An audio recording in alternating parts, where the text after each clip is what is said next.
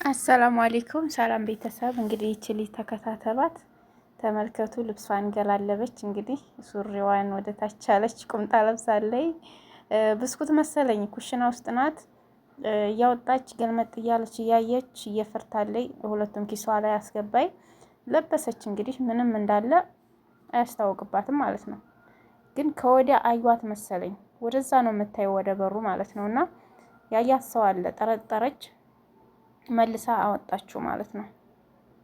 መልሳ አውጥታ እያስቀመጠች ነው። ይሄ ነገር እንግዲህ አስቸጋሪ ነው። እነዚህ ድብቅ ካሜራዎች፣ እነዚህ ድብቅ ካሜራ ማለት እነዚህ ናቸው። ቡለን ላይ እንደዚህ አሁን ይሄ ሚስማር የሚመስል ነገር ቡለን አለ አይደለ? የሆነ እንትን ማጥበቂያ እንደዚህ ታውቁታላችሁ። ይሄንን ቡለን ማለት ነው። እዚህ ላይ ነው የሚያደርጓት። ይቻ ድብቅ ካሜራ ማለት አሁን ይቺ በደንብ ነው የምትታየው። እኔ ዛሬ ሙያዬን ትፈልግ ነው ያዋልኩት። ይህችን ነገር አይቼ ማለት ነው። እነዚህ ቡሎኖች ያሉበት አካባቢ ላይ እየሄድኩኝ ሳይ ነው ያዋልኩት። የሚገርማችሁ ሳይ ነው ያዋልኩት። እውነት ጠረጠርኩኝ። ለካም እንደዚህ አለ።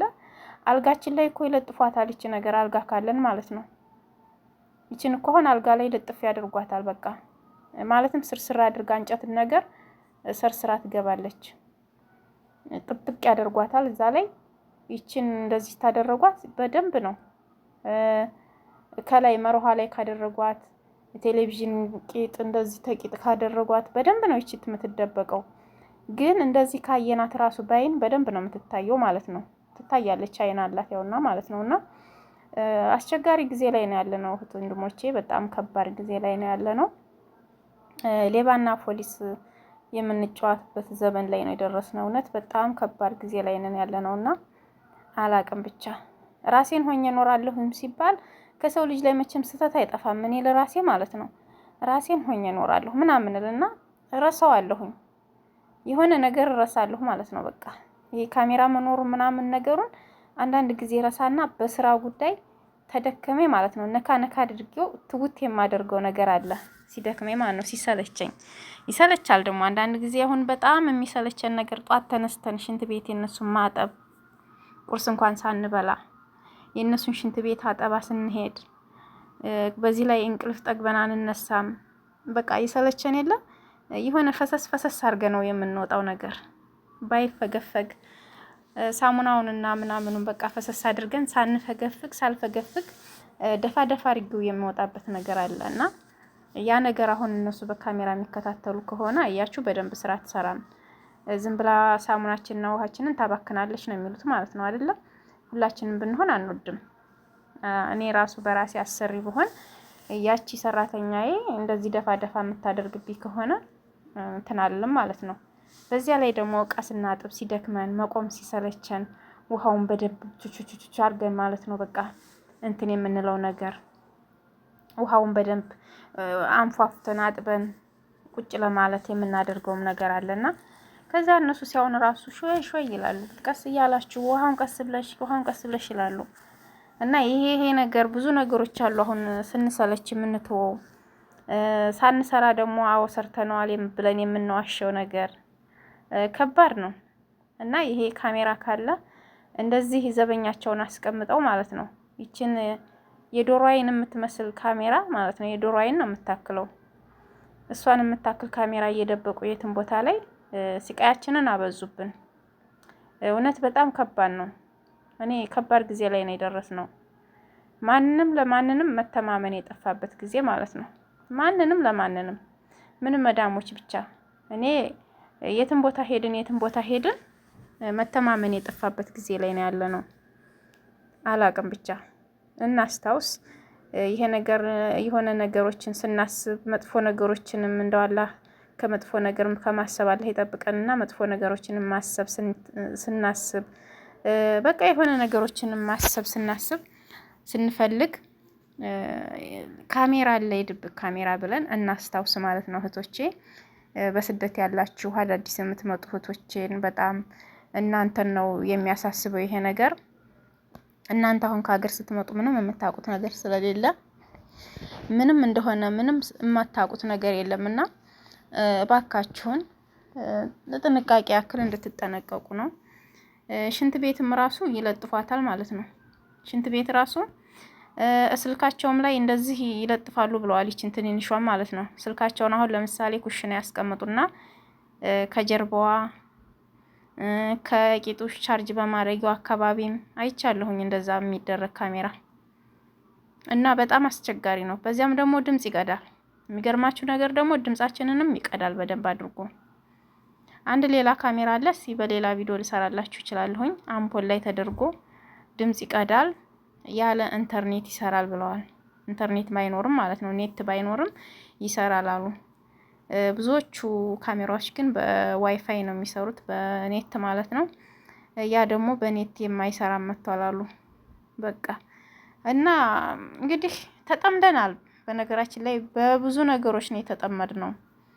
በብዙ ነገሮች ጥምድምድ ብለናል ማለት ነው። እኛ አስቸጋሪ ጉዳይ ነው ላይ ነው ያለነው እና አላህ ይጠብቀን ከሸረኞችና እንደዚህ በቤታቸውም ውስጥ ደግሞ አይተውን ስተት እንኳን ሰርተን እዛው አይተው ዝም የሚሉን መዳሞችን አላህ ያጋጥመን። ሚዲያ ላይ የማያወጡንን ማለት ነው። ሚዲያ ላይ ታወጡን ግን አለቀልን። እውነት እኔ አሁን እንደዚህ የሚያቀኝ ሰው እዛች መዳም ቤት ስልከሰከስ የሆነ ነገር ሳጠፋ ወይንም ሰርቄ ስበላ ወይንም የሆነ ነገር መጥፎ ነገር ስሰራ ቀርጸው ሚዲያ ላይ ቢያወጡኝ እንዴት ነው የሀገሬ ልጆች አይን የማየው? የሩቁን ሀገር ተውት፣ የሰፈሬ ልጆች አሁን ሚዲያ ላይ ሊያውቁኝ ይችላሉ። እንዴት ነው እነሱን አይን የማየው? እፍረት እኮ ነው፣ ውርደት እኮ ነው። እና በጣም ከባድ ጊዜ ላይ ነው ያለ ነው። ካሜራ መኖራቸው አንዳንድ ጊዜ ደግሞ እውነት ትክክል ነው ብዬ እላለሁኝ እኔ ማለት ነው። እውነታ ነገሮችን ይገልጽልናል።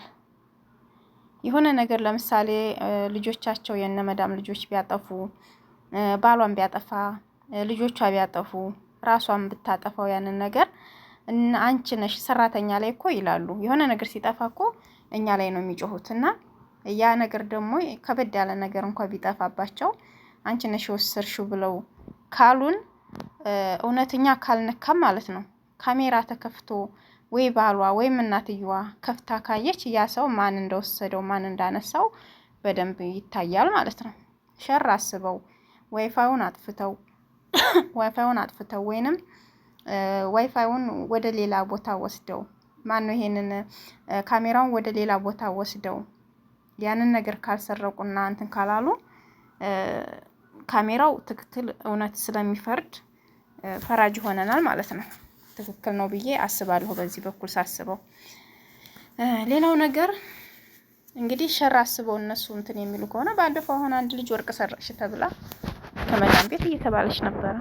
እና ውድ ሀገሬዎች ልጆች እንግዲህ አላህ ይጠብቀን ከመጥፎ ሰዎች ማለት ነው። ራሳችንን ሆነን ስራችንን እንስራ፣ እንብላ፣ እንጠጣ።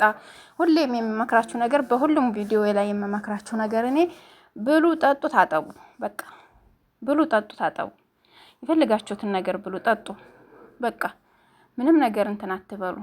ራሳችሁን ሆናችሁ ከሰራችሁ ሳትፈሩ፣ ያው ለጥንቃቄ ያክል ግን መጠንቀቅ አለብን። በቃ ሳንዝረከረክ፣ ስንቀመጥ በስነ ስርዓት፣ ስንነሳ በስነ ስርዓት፣ ስንተኛ በስነ ስርዓት መተኛት አለብን። ይሞ ብርግድግድ ብለን ምናምን ሰማይና መሬት ምናምን እግራችንን እያደረግን በስነ ስርዓት በቃ መሆን አለብን።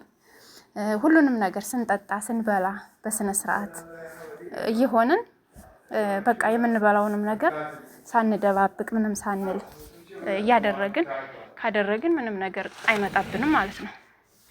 እና ይሄን ይመስላል የምንሰራውን ነገር በስነ ስርዓት ሳንዋሽ ሳንደባብቅ ይሄን ነገር ሰርተሻል ወይ ስንባል አዎ ሰርቻለሁኝ ብለን እውነታውን ነገር እንትን ታልን ሌላ ምን ይመጣብናል? በቃ ምንም የሚያስፈራን ጉዳይ የለም። አትፍሩ፣ አይዟችሁ፣ አብሽሩ ማለት ነው። እና በቃ የጊዜው ጉዳይና የዘመኑ ጉዳይ ስለሆነ ምንም ማድረግ አንችልም። ስለዚህ አብሽሩ ውድ እህቶቼ፣ ላይክ፣ ሰብስክራይብ፣ ሼር አድርጉልኝ፣ አበረታቱኝ። የእናንተ ማበረታታት ደግሞ ለእኔ የተለያዩ ነገሮችን እያመጣሁ ወደ እናንተ እንዳቀርብ ያደርገኛል ማለት ነው። የእናንተ ጥሩ አስተሳሰብ፣ የእናንተ ላይክ ስታደርጉልኝ፣ ሰብስክራይብ ስታደርጉኝ፣ ሸርም ስታደርጉልኝ በቃ የመስራት ሞራሉ ይኖረኛል ማለት ነው። እና እንተባበር። እኔም ስደተኛ እህታችሁ ነኝ። ኢንሻአላህ እኔም እንደዚህ ቁና እየተነፈስኩኝ እየሰራሁኝ ነው የማወራው፣ እየሰራሁ ማለት ነው። ቪዲዮ መቀርጸው ያው በትርፍ ጊዜ ቪዲዮ ቀርጻለሁ። ያው ሪከርድ ሳረግ ደግሞ እየተንቀሳቀስኩ ነው።